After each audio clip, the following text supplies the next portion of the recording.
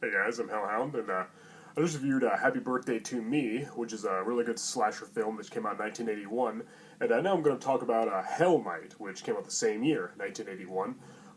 This is a highly amusing and well-paced slasher film that also combines elements of a haunted house movie along with it. So they kind of mix different elements from different horror movies together, which I think was definitely a good idea.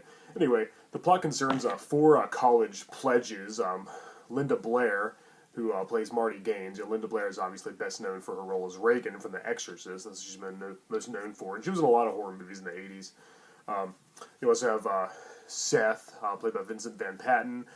Jeff, played by Peter Barton, who's probably best known from Friday the 13th, The Final Chapter. He played Doug in that movie, the one who did the... Have Denise, the party girl, played by Sookie Goodwin, I think her name is. Something like that. I don't know.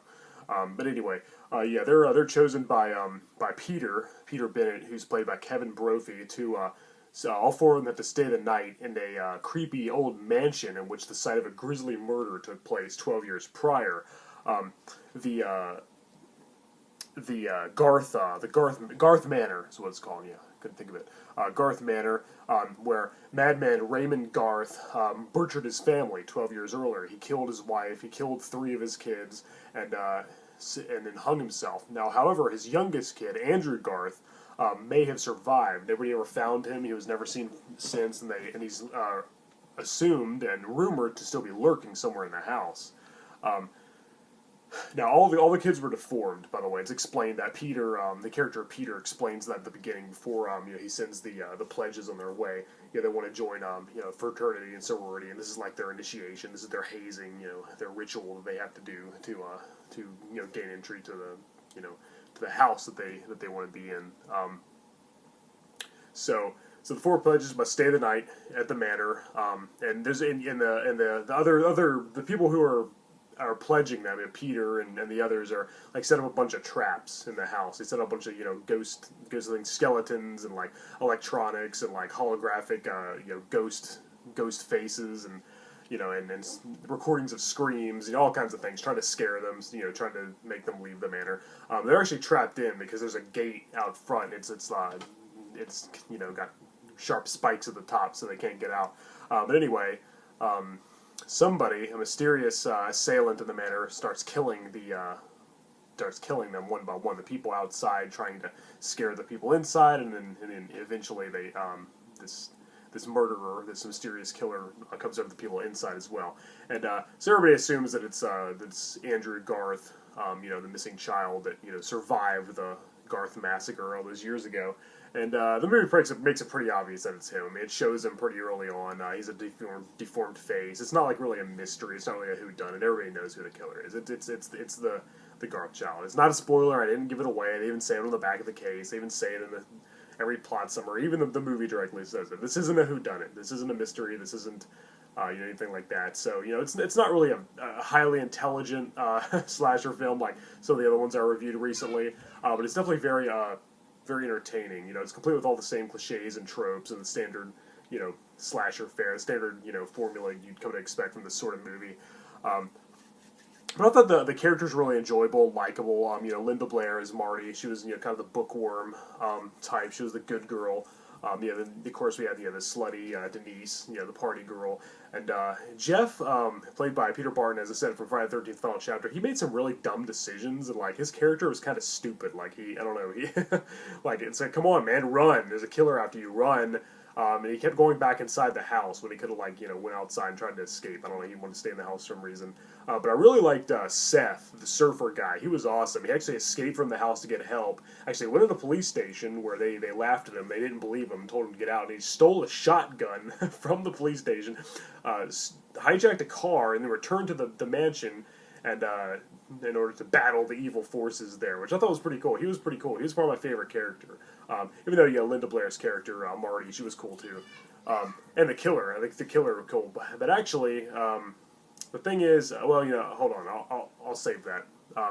This is a pretty well done movie. Good acting, good characters, and not really very, as I said, not really very intricate or compelling. It's not gonna keep you second guessing or keep you glued to the screen with some really elaborate interesting, backstory or motivation or any twists and turns. Really, it's just a bunch of people go into a scary house and they're killed one by one by a monstrous maniac, and that's about the the basic premise. That's about it. It doesn't really get any more complicated than that.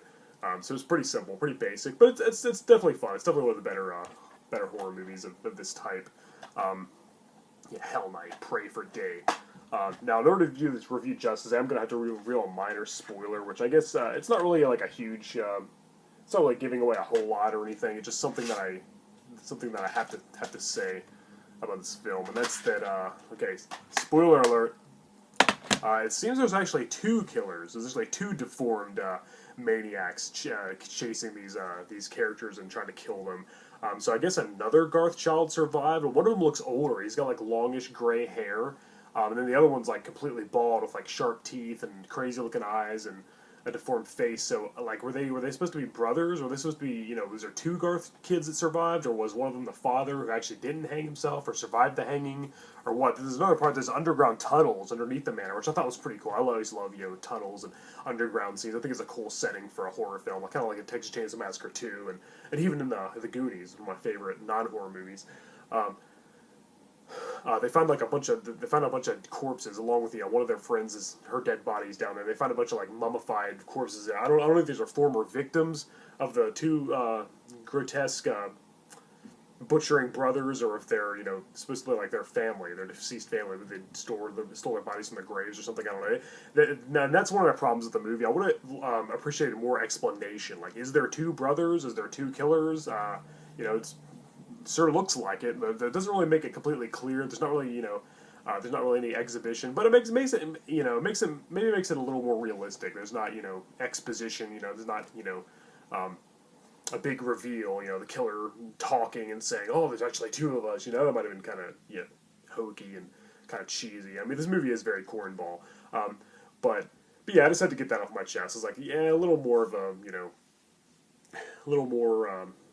Of the why, as the little more explanation would have been nice. But I don't think it takes away too many points. I love the atmosphere. I love the scenes in the creepy old manor. The scenes in outside in the woods. Very very great atmosphere. Very great setting. Great tone for a horror film. Great mood. And great directing by Tom DeSimone. I think he used a lot of really good visuals, a lot of really interesting camera angles and stuff, and some pretty creative kills too. I must say, the killer or killers in this was pretty brutal. with his slayings. And most of them are done like hands-on. Broken neck and somebody thrown to their death, and all kinds of things like that. There's a lot of kills done with weapons too, but I think a lot of them are like kind of more done with brute strength, brute force, which I think is cool. Deformed maniacs in horror movies usually have they're usually extremely strong and usually kill people with their, their physical prowess as opposed to blunt objects or sharp objects or whatever. Anyway, I'm kind of going off a tangent. Can these kids handle a wild evening of sex, partying, and pranks when there's some evil about? I don't know. I have to watch the movies to find out. Linda Blair's great. She was one of my favorite Scream queens. Of course, she was great in The Exorcist, and she was even better, I think, as an adult. Playing all these horror movies she was in. She had quite an interesting career. I always liked her a lot. And this movie, she excelled. She's a great actress. She's very believable. And again, I really like the Seth character played by Vincent Van Patten. He was pretty cool. Kind of a badass, heroic role. He was kind of goofy at first, but then when he found out his friends were in danger and there was, a lot of peril and, a lot of,